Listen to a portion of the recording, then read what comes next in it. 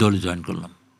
দলে জয়েন করার পর একদিন আমি ওনার কাছে গেলাম, সাইক্লোন, আমার এলাকায় সাইক্লোন হয়েছে।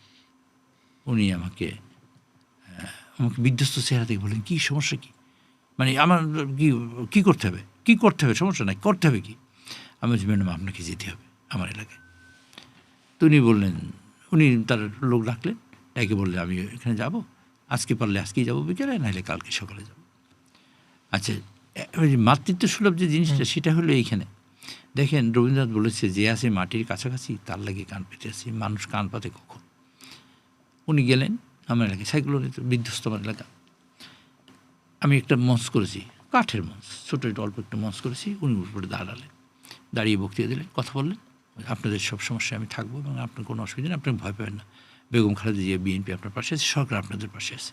এটা বক্তৃতা নেমে আমাকে বললেন, আপনি মঞ্চ বানালেন কেন? আমি বললাম, ম্যাডাম আপনি বক্তৃতা দেবেন, কোথায় দাঁড়াবেন? আমি যে একটা চেয়ারে দাঁড়াতে বক্তৃতা দিতে পারতাম, আমি একটা টেবিলের উপর দাঁড়িয়ে বক্তৃতা দিতে পারতাম।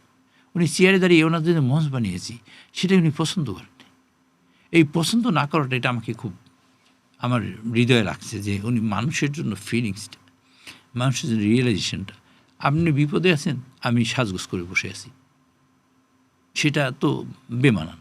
সেই যে রিয়েলাইজেশনটা আমাকে বিরাট আপ্লুত করেছে তার এই কাজটা, এবং আমার এলাকার মানুষের পাশে দাঁড়িয়ে যতটুকু করা সম্ভব তা তিনি করেছেন।